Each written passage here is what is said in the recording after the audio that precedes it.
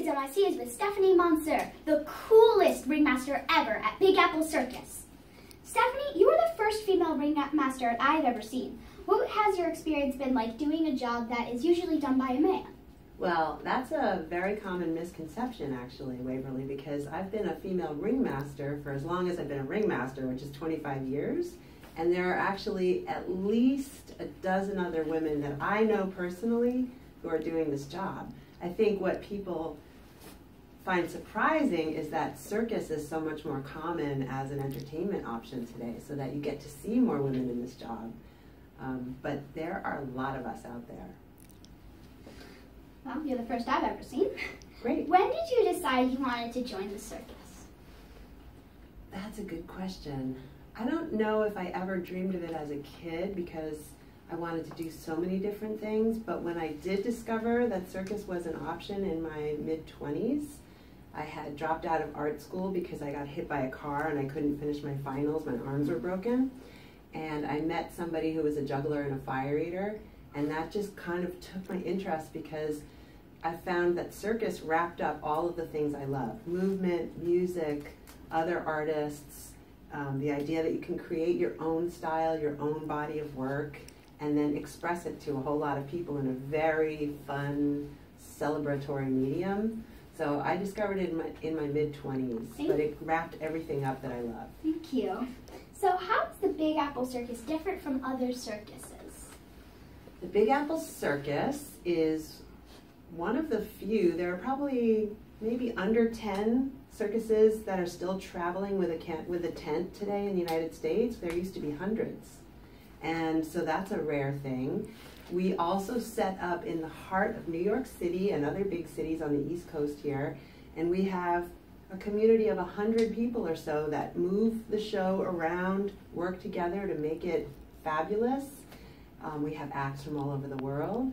We have beautiful horses and dogs who are all rescue animals, who are trained, and I don't want to say trained, I want to say that Jenny Vidbell partners with her animals to bring out the things that they love to do naturally. And the Big Apple Circus represents community to me. So it's different from other circuses who may be working in theaters, who may be touring occasionally, because we're on the road and we move from place to place and we get to touch a lot of people that way. Thank you. So what do you think going to the circus can do for people other than giving them a fun time? I like that question. I think that the circus offers everybody an opportunity to dream big and have an aspiration. When you realize that a trapeze artist doesn't just get up there and throw a quadruple without years of work and hours of practice every day, you kind of understand that you can do that yourself too. You don't have to throw a quadruple in the air, but if you want to be the best mathematician, if you want to be the most fabulous young reporter interviewing people all over the place, you work at it and you can attain your goal. That was thank you. So, how can we bring a little circus fun into our everyday lives? Oh man, I think most grown-ups and lots of kids in New York City probably do a lot of circus skills in their lives by juggling their responsibilities and their family commitments. But having a little circus fun means being true to yourself, being willing to laugh at yourself, having the flexibility to try new things, and having the perseverance to keep at it when things are tough. Because that's really what circus is about, overcoming incredible challenges and making it look easy. Man, I love the circus. So what are some of your favorite acts in this year's Big Apple Circus that people should not miss? Oh, I can't pick one. I have to say them all because I love them all. I really like, oh my goodness, they're all so good. I love Jenny Vidbell with her horses and dogs because I love the relationship that she has with those animals and how loving and fun that partnership is. I love Emile on the balancing ladder because that's another example of that, like, that looks impossible, and yet he does it day after day, night after night.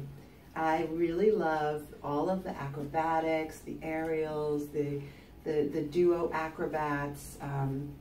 Again, everybody here kind of exemplifies the top of their profession in terms of the skills that they do.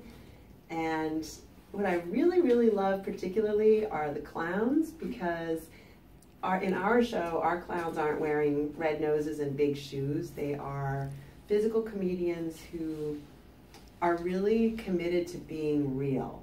They show you vulnerabilities, they show you that they have flaws, they make mistakes, but they have a good time and they laugh at themselves. And those guys are kind of the glue that brings this whole thing together, and I love working with them. Can't wait to see that.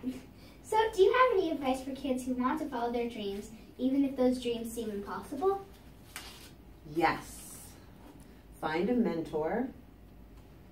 Stick with positive people in your life. If you have lots of self-doubts, ask somebody else who's been there before you, who knows how to do it, for some help. No dream is too big. And always look right down at your feet and go, what's the next step I can take to make my dream come true?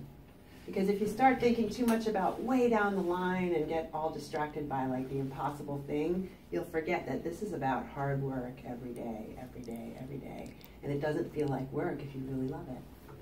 Thank you, Stephanie. You're welcome. Bye.